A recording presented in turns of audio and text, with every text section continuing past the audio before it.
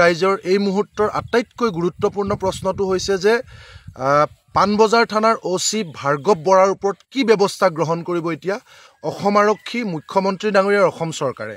কাৰণ কেৱল নিলম্বনেই একমাত্ৰ শাস্তি হ'ব নোৱাৰে।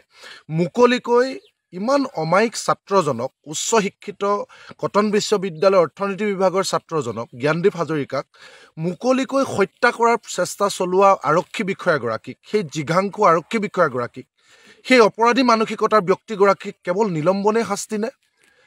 আমি গোটেই ঘটনা ইতিমধ্যে অসমবাসী ৰাইজে, ভাৰতবাসী ৰাইজে আমি দেখিলোঁ যে কি ধৰণেৰে আচলতে খাকী পোছাকৰ অপব্যৱহাৰ কৰি এগৰাকী অসহায় যুৱক, যিগৰাকী ছাত্ৰই নিজৰ পঢ়াৰ খৰচ উলিয়াবৰ কাৰণে ইমান দিনে ৰাতিয়ে কষ্ট কৰা এগৰাকী ছাত্ৰক, পিতৃহাৰা এগৰাকী ছাত্ৰৰ ওপৰত এনেকুৱা ধৰণৰ আক্ৰমণ, এই কথাটো আচলতে আমি ভাবোঁ যে আৰক্ষীয়ে নিজাববীয়াকৈ স্বমত গোচৰ ল'ব লাগে। স্বমত গোচৰ লৈ তেওঁক ইমিডিয়েট গ্ৰেপ্তাৰ কৰিব লাগে। কাৰণ এই আৰক্ষী বিষয়াগৰাকীয়ে দীঘলী পুখুৰীৰ পাৰৰ গছ কটাৰ বিৰুদ্ধে কৰা আন্দোলনৰ প্ৰতিবাদকাৰীসকলৰ ওপৰতো জঁপিয়াই পৰিছিল। আমি দেখিছিলোঁ টিভিত, আৰু আমি সন্মুখৰ পৰা দেখিছিলোঁ কেনেকৈ তেওঁ আক্ৰমণ চলাইছিলে। আৰু সকলো সীমা চেৰাই গৈ যোৱাকালি যি ধৰণে জ্ঞানদীপ হাজৰিকাৰ ওপৰত আক্ৰমণ চলালে, এই ঘটনা গৰিহণা নিন্দা জনাবৰ কাৰণে আমাৰ কোনো ভাষা নাই। গতিকে এই মুহূৰ্তত প্ৰতিগৰাকী অসমবাসীৰ লোকৰ এটাই প্ৰশ্ন যে ভাৰ্গৱ বৰা, OC ভাৰ্গৱ বৰাৰ ওপৰত কি ব্যৱস্থা ল'ব?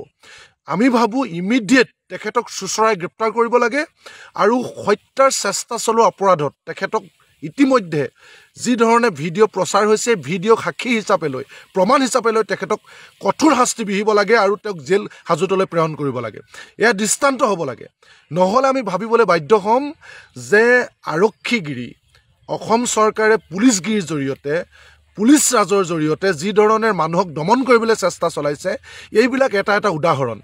এই যে মুকলিকৈ এগৰাকী ছাত্ৰক আক্ৰমণ চলালে, আৰু ইমান অমায়িক ছাত্ৰজন, তেওঁ নিজাববীয়াকৈ গোচৰ ৰুজু নকৰোঁ বুলি তেওঁ বুজাই দিছে, আৰু তেওঁক ক্ষমা কৰিছোঁ বুলি কৈছে। ইয়াক আচলতে লাজ পাব লাগে গৃহ বিভাগে, পুলিচে লাজ পাব লাগে।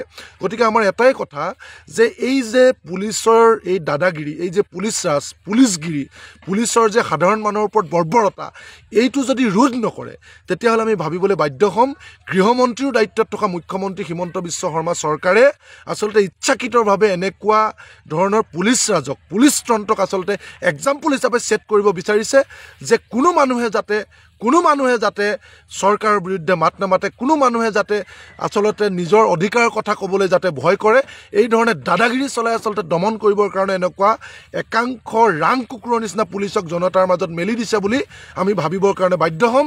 আৰু যদি নহয়, তেতিয়াহ'লে ইমিডিয়েট OC ভাৰ্গৱ বৰাক, পাণবজাৰ থানা OC ভাৰ্গৱ বৰাক, কাৰণ ইমানখিনি প্ৰমাণ আছে, তেখেতক স্বমত কেছ ল'ব লাগে, নিজাববীয়া কেছ লৈ তাৎক্ষণিকভাৱে গ্ৰেপ্তাৰ কৰি জেল হাজতলৈ প্ৰেৰণ কৰক। তেতিয়া আমি বুজিম হয় যে চৰকাৰ ৰাইজৰ পক্ষত আছে, চৰকাৰ ছাত্ৰ ছাত্ৰীৰ পক্ষত আছে, চৰকাৰ ন্যায়ৰ পক্ষত আছে। অন্যথা আমি ভাবিবলৈ বাধ্য হ'ম এই ধৰণে আচলতে চৰকাৰে, আমি পুনৰবাৰ কৈছোঁ যে ৰাইজক ওপৰত পুলিচ মেলি দিছে, ৰাং কুকুৰ মেলি দিছে, পুলিচক ব্যৱহাৰ কৰিছে, আৰু মানুহৰ কণ্ঠক ৰুদ্ধ কৰিবৰ কাৰণে এই ধৰণে এটা ষড়যন্ত্ৰ ৰচনা কৰিছে।